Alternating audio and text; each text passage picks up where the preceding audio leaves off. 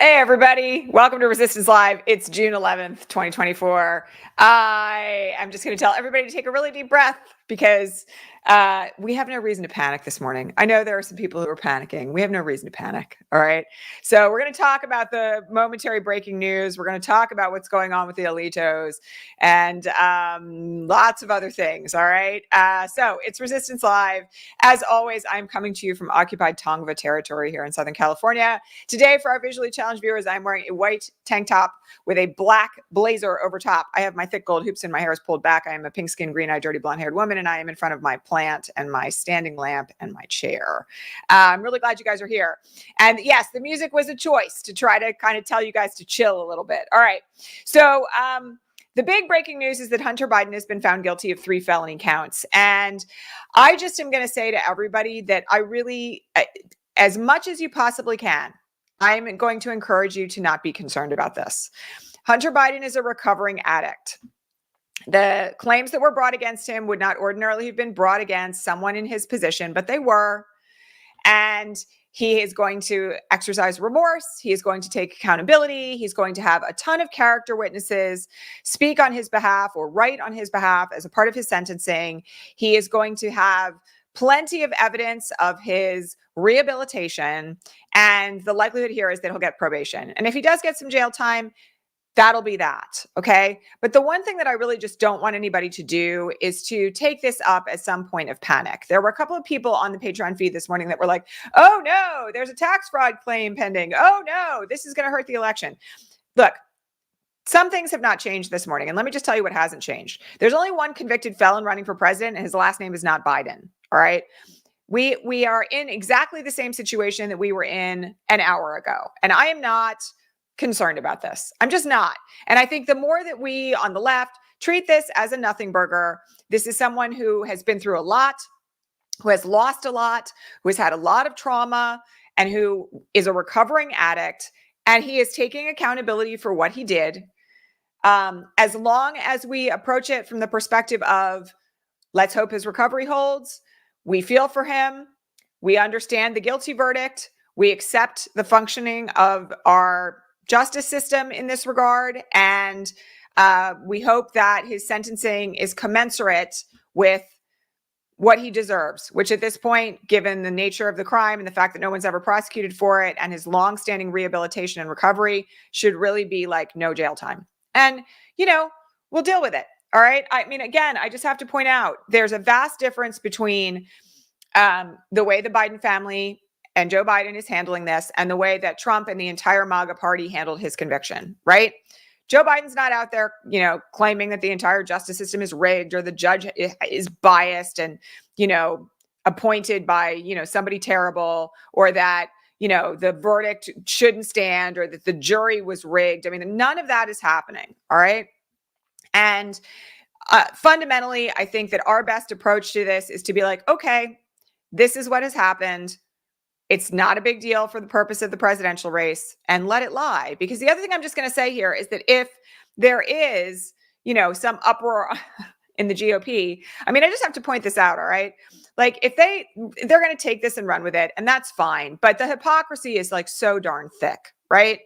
Hunter Biden's been convicted of 3 felonies with no victims. Donald Trump has been convicted of 34 felonies that, with the underlying like purpose of those felonies being to steal an entire election from all of America. So, you know, the perspective on this should be one of being like, okay, that's it. And, you know, we're still supporting Joe Biden. Nothing has changed. Joe Biden's not a convicted felon, but his opponent is, right? I'm going to say one other thing. I think this actually, in some sense, is going to make it much more difficult for the GOP's nonstop claims that the Justice Department has been weaponized against MAGA. It's going to make it much harder for those claims to hold any water, albeit not in the cult, because they'll just believe anything. But, seriously, how can a Justice Department be weaponized when they've prosecuted and convicted the president's son? There are a lot of people this morning who are going to make a comment about the fact that the special prosecutor was appointed by Trump, whatever. Point being, okay, you can't have it both ways. You can't have your cake and eat it too. You can't have a justice system that has been weaponized to prosecute a former president of the United States deep state conspiracy and simultaneously have the current president's son having been convicted of 3 felonies.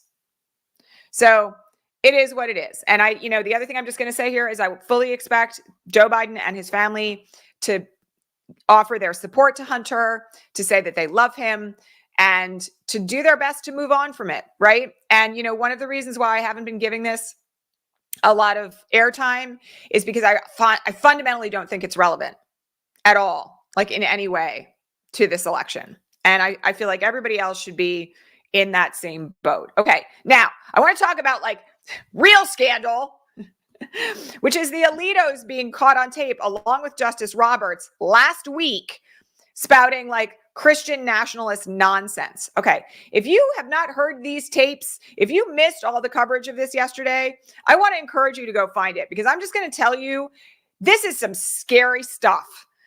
In addition to the fact that Mrs. Alito is out there talking about like feminazis and how she's of German heritage, and if people come for her, she's going to come for them.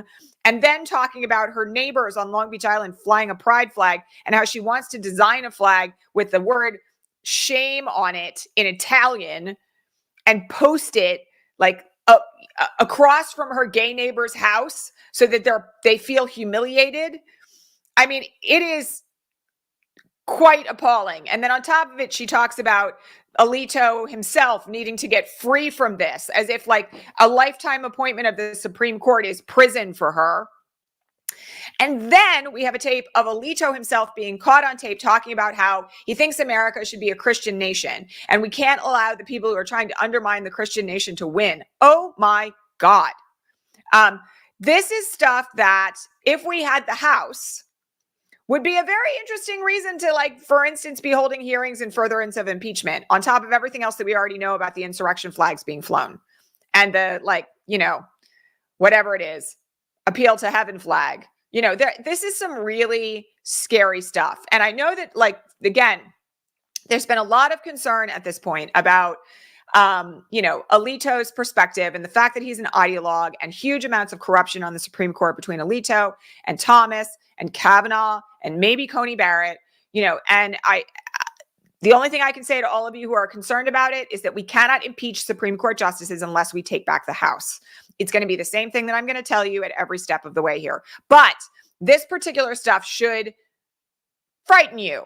And I'm not a fearmonger. You all know that. But I mean, this is some really, really serious stuff. In essence, what Alito is heard saying on that tape is a violation of his oath of office, because his job is to uphold the Constitution and the laws of the United States.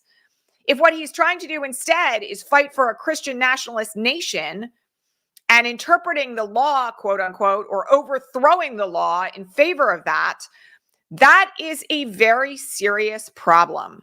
Now, you want some contrast on this? I want to just remind you all that Chief Justice Roberts was also caught on tape by the same person and was asked very similar questions to the questions that led Alito to make the statements that he made. And Justice Roberts responded in the way that you would really expect your average Supreme Court justice to answer. No, I don't really believe this is a Christian nation. And, I have Jewish and Muslim neighbors and friends who would argue that. And, my job on the Supreme Court is to interpret the law, no more and no less. I don't really see us as having a moral agenda, right? I mean, like, those statements as well are what you would expect from someone who takes seriously their role as a Supreme Court justice interpreting the law of the United States of America.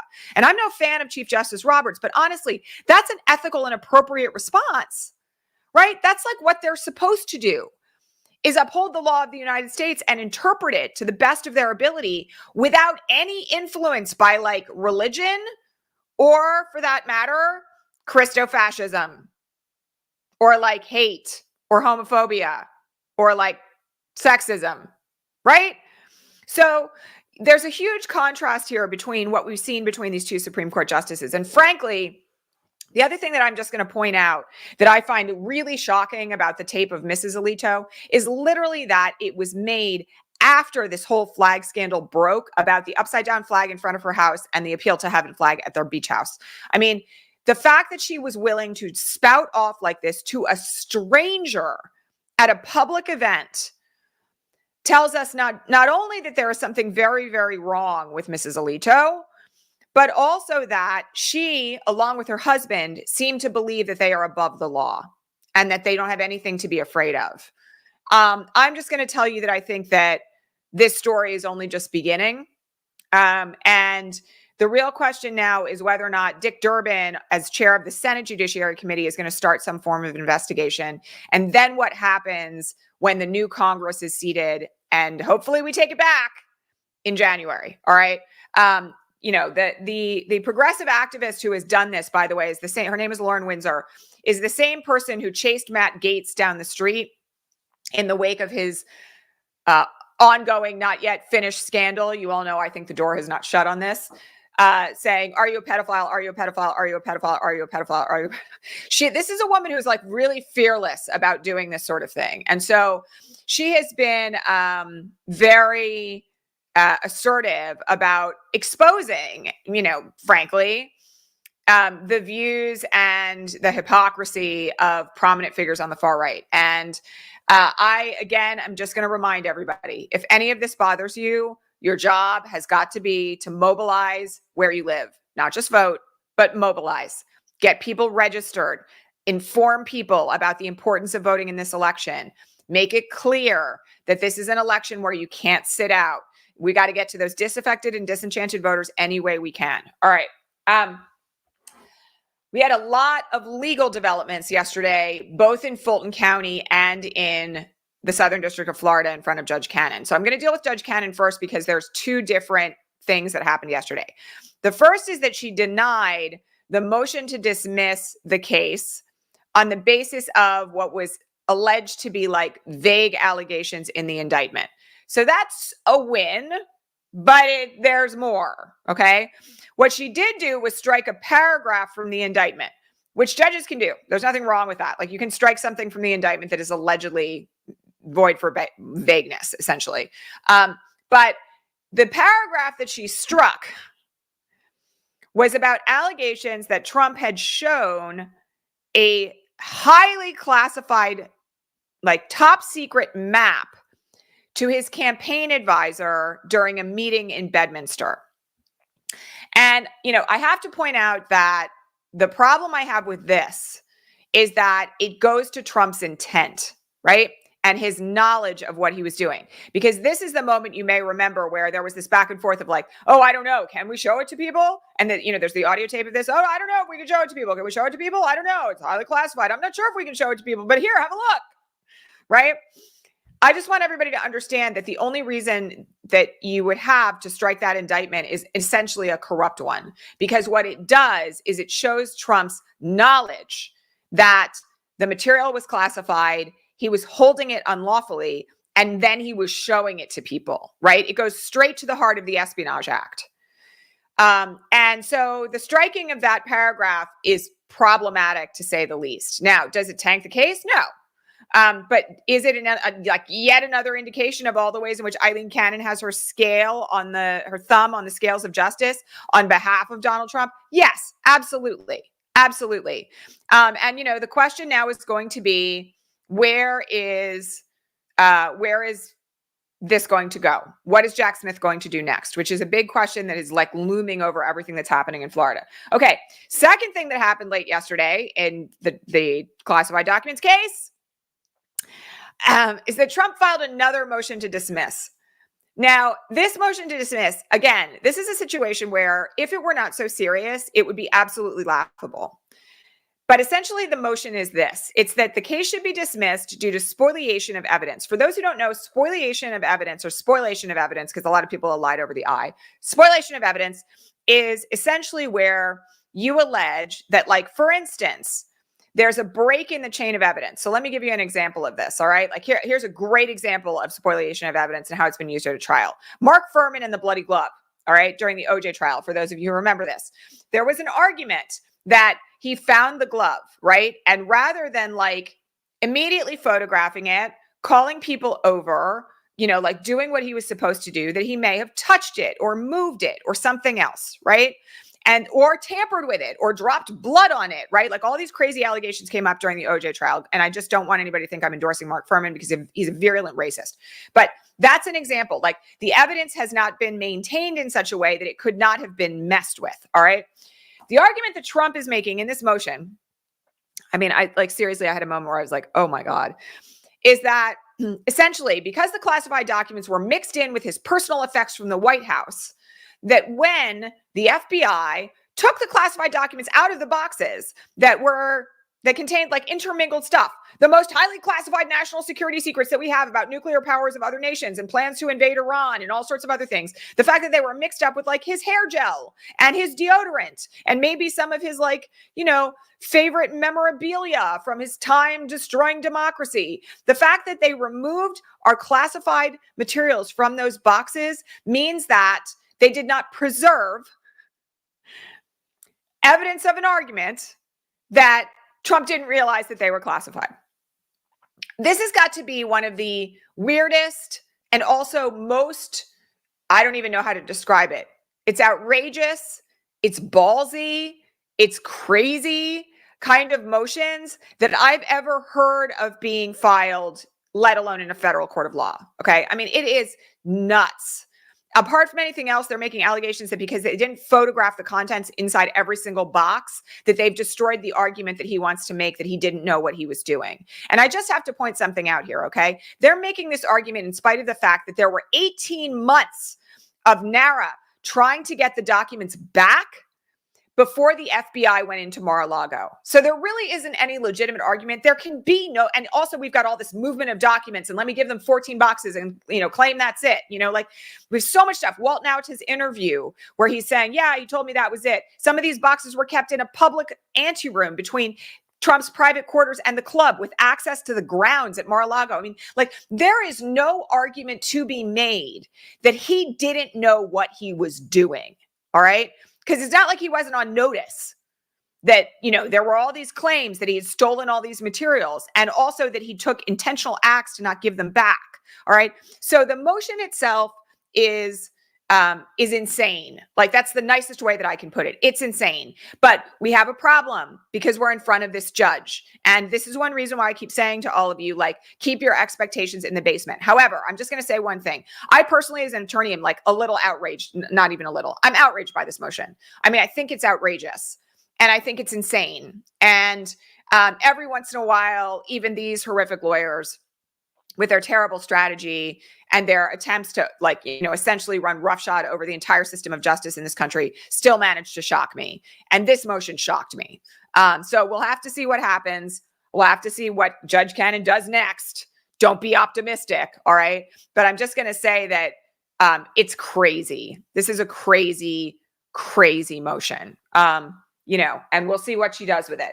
All right. We did have some positive developments in the Fulton County case yesterday. So many of you will remember that the motion to remove Fani Willis was not filed and endorsed by all of the co-defendants in the Trump case.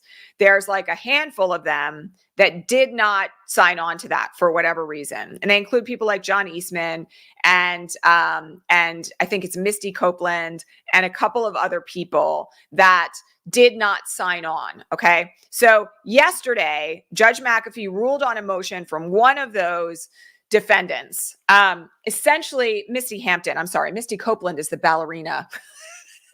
This is how my brain works sometimes. It's Misty Hampton. Misty Hampton's team, along with some of these other co-defendants, filed a motion weeks ago now, not weeks ago, but 2 weeks ago when the Georgia Court of Appeals granted a stay of this part of the case until October 4th, Misty Hampton and the other co-defendants filed a motion asking for the rest of the case to be stayed, even though they had not signed on to the papers regarding Fani Willis.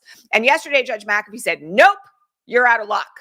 So what this means is that there could still be a Fulton County trial between now and the election.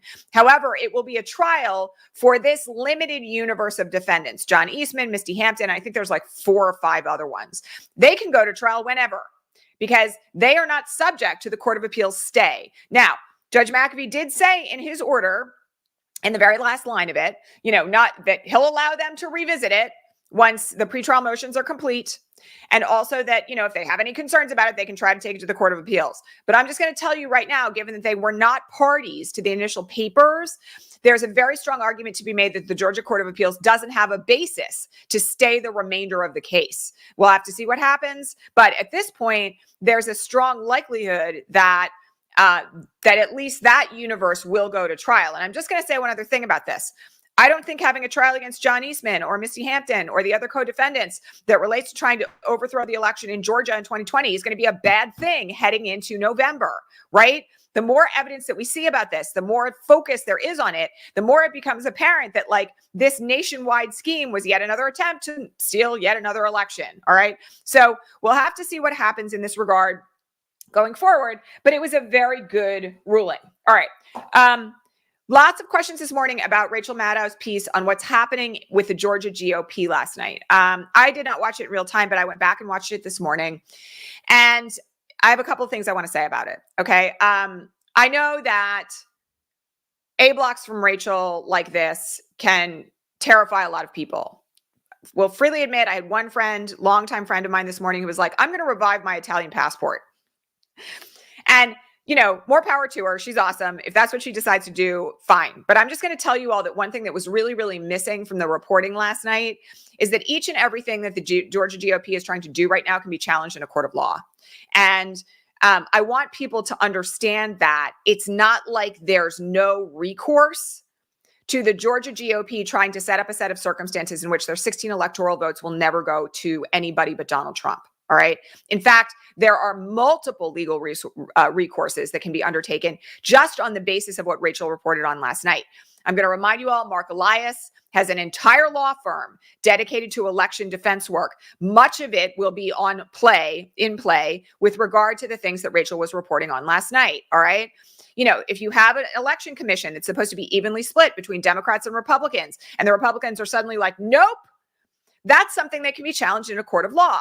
If they say, oh, here's this magical Democrat who nobody's ever heard of before, we're going to appoint him instead, that can be challenged in a court of law. All right.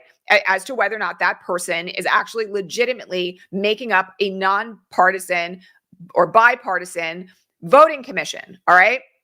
You can challenge the determination by an election official that they're not going to certify any election. That, by the way, is a dereliction of duty and a violation of an oath. Okay. So again, I want people to just understand a couple of things. All right. And I mean, no shade to Rachel Maddow here for her reporting, because she's been such a great canary in the coal mine. I'm a huge fan. I think that, she has done a tremendous job for us over many, many, many, many, many years now. All right. So nobody mistake this as a criticism of Rachel. I just have a concern that sometimes the way that these things are strung together in the context of election interference isn't, and not just by Rachel, but I did have this criticism of last night's broadcast, doesn't really give us the full picture. All right. Like, the full picture of what's happening in Georgia is that there will be litigation.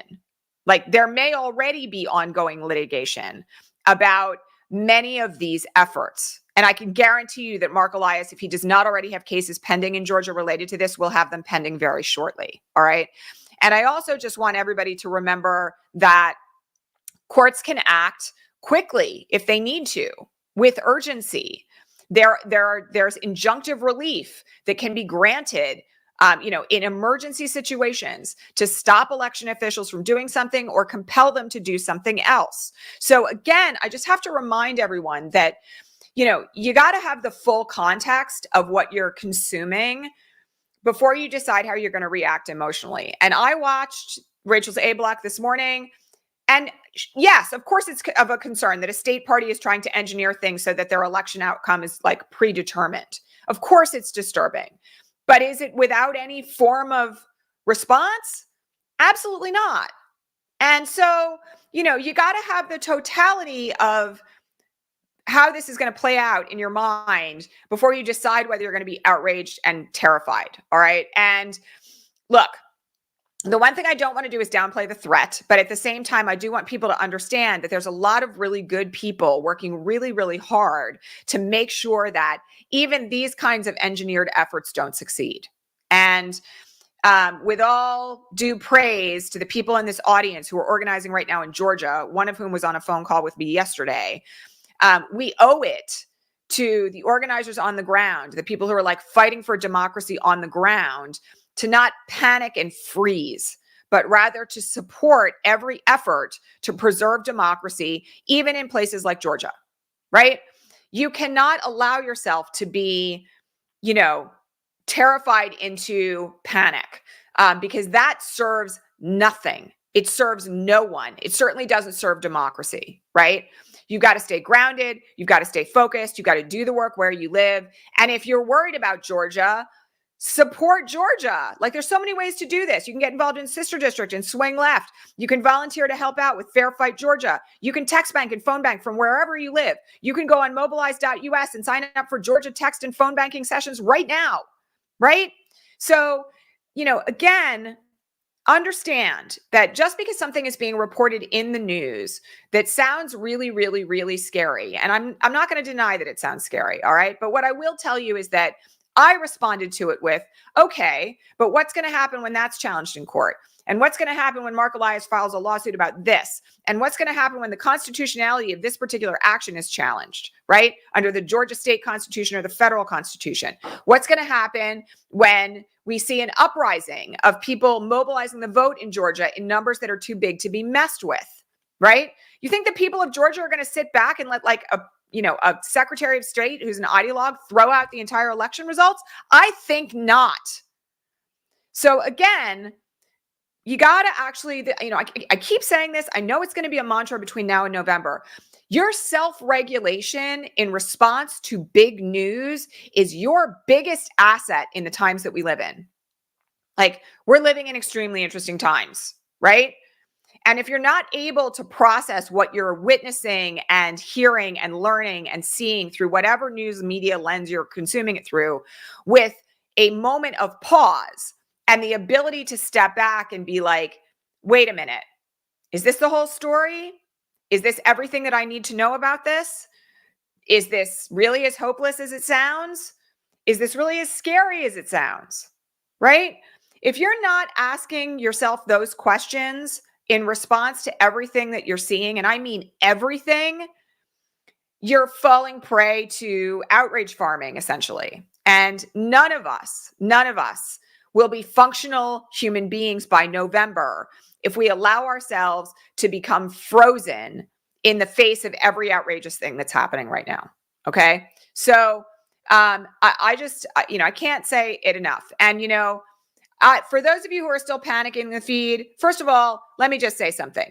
Saying things like the insurrection never ends serves no one. Okay. I mean, and I have to hold some people's feet to the fire on this. All right. Because if that's what you're walking around thinking, and that's what you're walking around posting, what you are doing is furthering a cycle of fear and panic. All right. Rather than telling everyone all the reasons why they should get out and vote for Joe Biden. Rather than supporting every effort that Stacey Abrams has undertaken in Georgia for the last decade to try to flip Georgia blue. Rather than calling Senator Ossoff or Senator Warnock and saying, I really want to help to make sure that the law in Georgia is preserved and the election rights are preserved. What do you suggest I do to help? Right? Like, it's just so critically important that you filter everything. And let me just say one other thing. I'm just going to put my executive coaching hat on here for a second. So just give me a minute, because I know this is what some of you come here for, but I just have to say this. All right. A long time ago, maybe not all that long ago, including in the first program of RISE, which a lot of our grads are like alums on here. I want to just talk about something that happens, all right, in our brains when we're freaking out or we're traumatized. And what happens is that we start to essentially build neural pathways of limiting beliefs. All right. Now, I know limiting beliefs is like a lingo these days that everybody hears and they think like woo woo, ha ha, like self-help, jingoistic, it's not jingoistic, it's lingoistic nonsense. And, fine.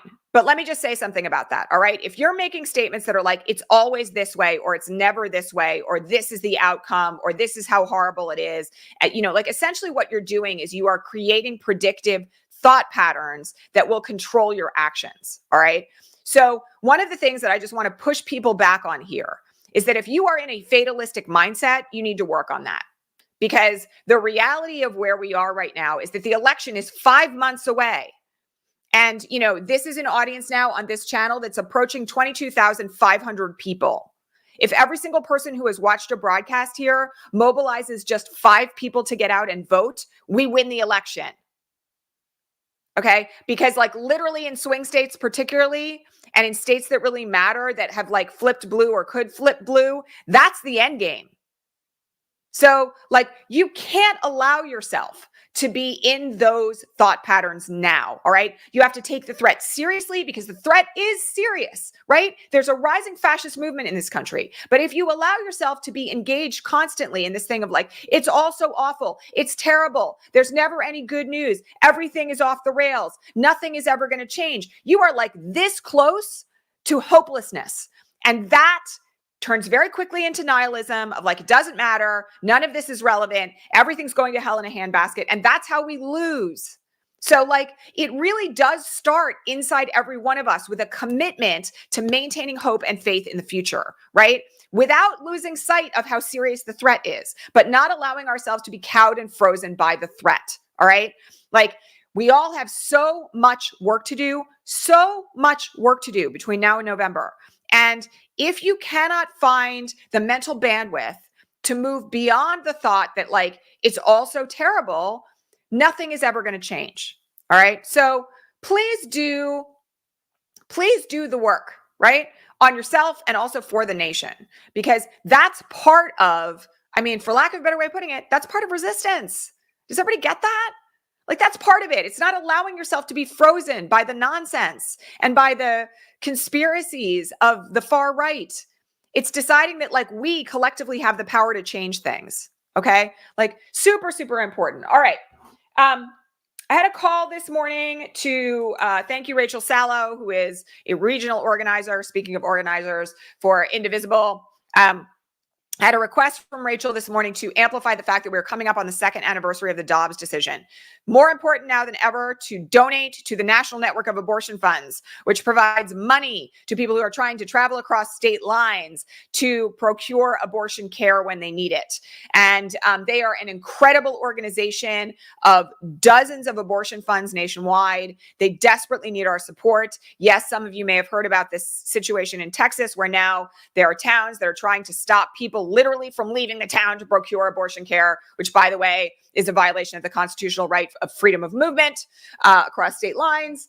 That's another situation that we can talk about at another point. But nonetheless, donating to the National Network of Abortion Funds is incredibly critical right now. Please, please, please direct some money their way. Okay, final thing that I just want to mention today, based on a question that was on the Patreon feed. And again, reminder, you want to ask me questions before every broadcast and have me answer them on the air or in writing. You need to become a paid subscriber over at patreon.com/resistancelive, where you can ask me questions for 2 hours before every broadcast. And subscriptions start at as little as $5 a month. It's bargain of the century. One of our Patreon subscribers made a choice. It's a choice to consume some right-wing media to see what was being discussed there. And then had questions about what are they actually talking about? What do they actually mean about this? How can they possibly be adopting this position? And what's the rationale for them adopting it? Okay, so I'm just going to say one thing to this audience who I love, because you're all amazing. Don't consume right-wing media. Because first of all, it's not the most efficient use of your time. Second of all, we don't need any more proof of how fascist and far right and xenophobic and crazy they are. And third, there's no logic to what they're doing right now. There's no logic to it. And you're not going to get a better understanding of what they're up to by consuming their own media news cycle. And actually, I'll just say one other thing. Because of the fact that there is, when I saw this, what I thought about, I'll just be really honest, was about Putin being a KGB intelligence agent, and about the fact that he is trained and Russian intelligence services are trained to create disinformation that preys upon our weaknesses. right? This is one reason why they have exploited racism in America over and over and over again to drive division on the left. All right. And I'm just going to tell you right now, there are indications that the same thing has been in play in the context of Gaza. There are indications that the same thing has been in play in the context of Yemen. And I'm just going to tell you all that one of the things that we all need to be extremely cautious about is the way in which far right-wing media is designed to manipulate us. Okay. So it's not just a matter of like not wasting your time on it. It's also a matter of understanding that it is nefarious, it is designed to mess you up, and it is predatory. So please don't spend your time watching Fox News or watching, some conservative far right news source. Okay. Don't watch Newsmax. Don't waste your time on Steve Bannon's podcast. There's so many examples of this. Don't consume Charlie Kirk, right? Like, please don't. Because one of the things that we just need to be very conscious of right now is that for everybody who has been talking about this forever, like we're already in a cyber war. Do people not understand that? We've been in a cyber war since 2015, at least. And it's intelligence warfare in the form of information and disinformation. So just like critically important to just like make, or Ben Shapiro, to make positive decisions about what you're going to consume and why, and not subject yourself just in the same way that like you wouldn't walk into a room full of people that you knew had an incredibly contagious disease. Don't consume media that is designed to mess with your head. Okay. Like it's the same story. All right. And one thing I just want to remind everybody of, by the way, because one of our test subjects in this course is out with another horrific opinion piece this morning about how Democrats should be ashamed of themselves for engaging in flag warfare. All right, I'm not going to tell you who it is. I don't even want to give this woman any more time. But there are case studies that we do in our course, Truth or Fiction, about how to identify who opinion authors are and how to identify disinformation. If you're concerned about all this stuff, please take this class. You can start it at any time. Truth or Fiction, you can find it at GaiaLeadershipProject.com/truth-or-fiction. It's a great online community. You get 4 weeks of online digital training from anywhere, and you get 1 monthly call with me, and you're in the community until we decide to close it. Okay, so it's like a very good deal. Get in on that if you're concerned about these issues. All right, that's it for today, my friends. Please thumbs up this broadcast if you've not done so already. Don't forget to subscribe here at Resistance Live.